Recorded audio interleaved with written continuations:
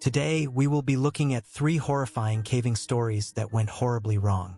The first one, in particular, involves a sequence of events that is rarely seen. The following 2 are even more painful to witness. As always, viewer discretion is advised. This first story involves a 26-year-old graduate who completely disregarded all the fundamental rules of caving. David Rossler's story is a classic case of ignoring common sense and putting himself in a life-threatening situation due to poor judgment. Armed with no prior caving experience, David ventured into a notoriously tricky cave alone. Anyone with basic knowledge of cave exploration knows that the last thing you should do is enter a hazardous environment without proper preparation or experience. Yet, that's exactly what he did. On the afternoon of February 11, 2011, 26-year-old undergraduate David Rossler set out with a friend to explore the Stay High Cave in Virginia. The cave, notorious among local cavers for its treacherous entrance, requires those who enter to stay high or position themselves on the upper part of a narrow V-shaped passage. By keeping their bodies elevated and carefully moving along the wider parts of the passage, cavers avoid the risk of getting stuck in the narrow crevices below. But for someone like David, who had no training or background in cave exploration, the subtle but crucial techniques necessary for navigating such a cave were lost from the outset. David's lack of preparation showed. Despite understanding the basic requirement of staying high, he misjudged the danger as he inched his way deeper into the cave. Gradually, he slipped toward the narrowest part of the V-shaped passage. The slick walls offered no grip, and before he could react, he was sliding uncontrollably downward. His body shot into the tightest part of the cave, where the rock walls closed in on him, compressing him into a space so tight that every breath became a struggle. As soon as he came to a stop, wedged painfully in the rock, panic set in. His arms were pinned against his sides, and every attempt to free himself made his situation worse. The jagged rocks dug into his skin, and the pressure on his chest made it hard to breathe. His leg was twisted at an awkward angle, adding a new layer of searing pain to his already desperate state. It felt as though the cave itself was squeezing the life out of him, and no matter how hard he tried to push himself up or twist free, the unforgiving rock wouldn't budge. Hours began to pass, and as his body remained locked in place, the pain intensified. The blood flow to his trapped leg began to slow, causing it to swell painfully. The pressure became unbearable. Every slight movement sent shocks of agony shooting up his leg and into his lower back.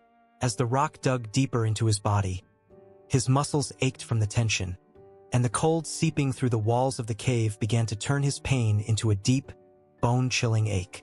At first, David's frustration kept him trying and believing he could somehow break free, but soon his initial anger turned into helplessness as his strength waned. His breathing became labored, not just from the tightness of the space but from the growing realization that he might not make it out. His friend, hearing his distant cries for help from outside the cave, ran for assistance. But by the time rescuers arrived, David had already been trapped for what felt like an eternity. When the Newport Rescue Squad arrived, they quickly realized how critical the situation was. David wasn't just stuck. He was being crushed by the very cave itself. Despite their best efforts to pull him out, the rescuers found that each attempt only worsened his condition. His body was wedged so tightly that they couldn't free him without risking further injury. Desperation began to mount as the hours ticked by and the temperature continued to drop. By now, David's body was betraying him. His leg, twisted and crushed under his own weight, began to go numb. At first, it seemed like a blessing as the sharp pain dulled into a strange throbbing sensation. But as the numbness spread, David knew that the situation was becoming more dangerous. His circulation was compromised, and the lack of blood flow meant that hypothermia was becoming a real threat. Rescue teams worked tirelessly, chipping away at the rock to widen the passage around him. They brought in specialized tools and even debated the drastic measure of breaking David's hips just to maneuver him out of the crushing gap. But each inch of progress was agonizingly slow, and every time they tried to lift him, the pain surged through his body like fire. His leg was a constant source of agony, trapped at an unnatural angle. Every shift in position sent waves of unbearable pain coursing through him. The cold was also taking its toll. As the rescuers struggled to free him, they worried about how long David could hold on. Inside the cave, temperatures had dropped to dangerous levels, and the rescuers worked to keep him warm. They stuffed heat packs into his clothing and even used a hairdryer to blow warm air onto his body. But despite their best efforts, the cold air gnawed at his limbs, and David's strength was fading fast. His teeth chattered uncontrollably, and he began slipping in and out of consciousness as pain and exhaustion overwhelmed him. As the night wore on, David's reality became a haze of cold and pain. He could feel himself drifting, his body too exhausted to fight anymore. Every breath was a battle against the crushing pressure on his chest, and his leg felt like it was being torn apart from the inside. He tried to focus and hold on for the rescuers, but his mind kept slipping into a dark, numb fog. The rescuers refused to give up. They chipped away at the bedrock around him, hoisting his broken body upward little by little. Finally, after nearly 12 hours of grueling effort, David was freed. His body was limp as they pulled him from the cave, his skin pale from the cold and his leg badly injured from the crush. He was immediately flown to Montgomery Regional Hospital, where doctors worked to treat his hypothermia and the severe crush injury that had nearly claimed his leg. David's survival was a miracle, but the pain he endured was beyond anything most people can imagine.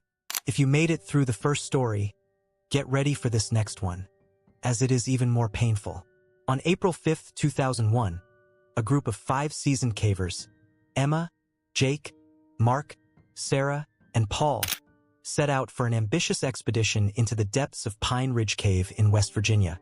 Known for its stunning rock formations and challenging passages, the cave had drawn many adventurers over the years, but it also held hidden dangers that could easily ensnare the unprepared. The group arrived at the cave entrance early that morning, filled with excitement and anticipation. They donned their gear, helmets, harnesses, and powerful headlamps, while running through their safety checks. Feeling ready for the adventure ahead, they were unaware of the challenges lurking in the shadows. By 9 a.m., they entered the cave, greeted by the cool, damp air and the echoes of their footsteps. They navigated through winding tunnels, marveling at the beauty around them. After a couple of hours of exploration, they decided to tackle a particularly treacherous section known as the Abyss, a narrow chasm that required careful maneuvering. Mark, confident in his skills, took the lead. He descended cautiously, using a rope to secure himself as he navigated the rocky edges. The others followed closely, adrenaline pumping through their veins. However, as they reached the most precarious part, disaster struck. Without warning, Mark slipped. His foot lost traction on the slick rock, sending him tumbling into the depths of the chasm. The others gasped as they watched him fall, their hearts racing. Emma quickly shouted for him to hold on, but Mark's descent seemed endless. Fortunately, he managed to grab onto a ledge partway down, but he was injured and unable to climb back up. Panic set in as they realized how serious the situation was. They had to act fast. Jake scrambled to secure the rope, trying to formulate a plan to rescue him. As they worked frantically to reach Mark, Sarah and Paul descended carefully to join him, while Emma stayed above, guiding them from the top. The tension was palpable as Mark's condition worsened. He could feel the pain radiating through his leg from an obvious fracture. With every passing moment, they grew more desperate. They finally decided to use the rope to lower Sarah down to Mark. As she reached him, she secured the rope around his waist, hoping to lift him back up. The weight of the situation hung heavy in the air. They pulled with all their strength, but Mark was too heavy, and the rope began to slip. Fear gripped them as they struggled to keep their friend from slipping further into the darkness. Just then, a loud crack echoed through the chamber.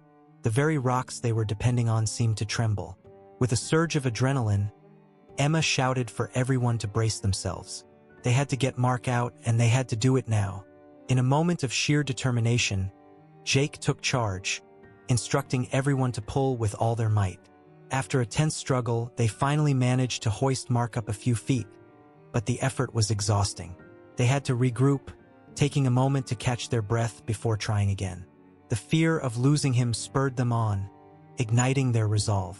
Finally, with a combined effort, they pulled him close enough for Sarah to secure a better grip on the rope. With one last collective effort, they hoisted him up, finally bringing him to safety. As Mark collapsed onto solid ground, relief washed over them, but the victory was bittersweet. They knew they had to get Mark to medical help quickly. Although they had managed to rescue him, his injuries were serious, and they feared the worst. They retraced their steps, helping Mark navigate the tight passages while keeping an eye on the ticking clock. Once outside, they called for an ambulance and Mark was rushed to the hospital. Despite the best efforts of the medical team, he was left with permanent damage to his leg, a stark reminder of the day their adventure took a dangerous turn. This last story will send chills down your spine, as the physical strain endured by the human body was far beyond what it's meant to handle. On the morning of June 17, 2004, Steve Allern and a group of friends from his church were filled with excitement as they set out for an adventure in Smith's Crack, a well-known cave system in Idaho. The warm air and the forest path leading to the cave buzzed with anticipation as the group hiked through the thick trees, talking and laughing about the exploration ahead. After trekking along the winding forest trail, they finally reached the cave's entrance, a dark, yawning opening that beckoned them inside. As they descended into the cave, they were immediately captivated by its beauty. Steve, a towering figure at 6 feet 2 inches and 250 pounds, had never been one to shy away from a challenge. On the way in, he had easily slid down a narrow slot into a lower passage, gravity pulling him through. They navigated the cave for hours before finally deciding to head back. Every sound echoed off the walls, giving the cave a haunting yet thrilling atmosphere. While getting in was no difficult feat, getting back out was a different story. The same narrow slot that had been a breeze to descend now trapped him by his chest, refusing to let him pass. With gravity no longer assisting his movements, every inch upward felt like a battle. His broad frame was wedged tightly against the jagged rock walls, his chest completely pinned between the sharp surfaces. His lungs had little room to expand, and his ribs felt as if they were slowly being crushed. Each attempted movement only worsened the pressure, sending sharp jolts of pain through his body. Pinned in place, his face pressed painfully against the cold, jagged rock, Steve's breathing became labored. The rough surface scraped his skin with each attempt to breathe, and the confined space magnified his fear. His anxiety spiked, the overwhelming claustrophobia suffocating him as much as the cave walls themselves. Every inhale stirred up dust, filling his mouth and throat and triggering fits of coughing that left him gasping for air. Desperate for relief, he forced his lips to the side, trying to create even a sliver of space between his mouth and the rock, but it was hardly enough. To make matters worse, as Steve was being pulled upward, his legs were stuck in a horizontal position within the narrow passage, leaving his body brutally contorted in a way no human body should bend. The unnatural twist sent unbearable pain shooting through his spine. Every muscle strained beyond its limit. His hip bones took the brunt of the pressure, grinding painfully against the cave walls. The sensation of his spine compressing, the burning ache in his hips, and the relentless pressure on his ribs made every second feel like torture. His friends tried to pull him free, but gravity was no longer on his side, and every attempt only caused more pain. Hours passed, and as exhaustion set in, hope began to dwindle. The group finally called for help. Reaching the Elmore County Sheriff's Office at 8 p.m., rescue crews arrived and tried repeatedly to free Steve, but nothing worked. His body was wedged too tightly. Finally, in a moment of desperation, someone suggested an unconventional solution, using vegetable shortening to grease him up. With no better options, rescuers grabbed a set of coveralls and coated them liberally with Crisco, then sent the slick suit into the cave for Steve to wear. As he struggled to pull the coveralls over his aching body, it felt absurd, but he had no other choice. The rescuers, now determined themselves for the effort, started to pull from above while his friends behind kept pushing. Steve, wearing the greasy suit, started to slide upward. He stood shakily on his friend's shoulders, forcing his large frame back into the merciless crack. Every movement sent sharp, searing pain through his ribs and spine, but he had to keep going. Slowly, agonizingly, the grease began to do its job. Inch by inch, the walls began to release their iron grip on his body. Steve's arms were grabbed by those pulling from above, and with each agonizing tug, he screamed in pain as the rough stones scraped against his skin. After what felt like a lifetime of pain and fear, Steve's body finally began to free itself. At daybreak, after nearly 10 hours of excruciating pain, Steve emerged from the cave, battered, bruised, and shaken, but alive. The nightmare was finally over. Later, when asked about the horrific experience, he responded, "I might go caving again someday," with a weary smile, adding, "if I knew the holes were big enough," infusing a bit of his humor into the ordeal.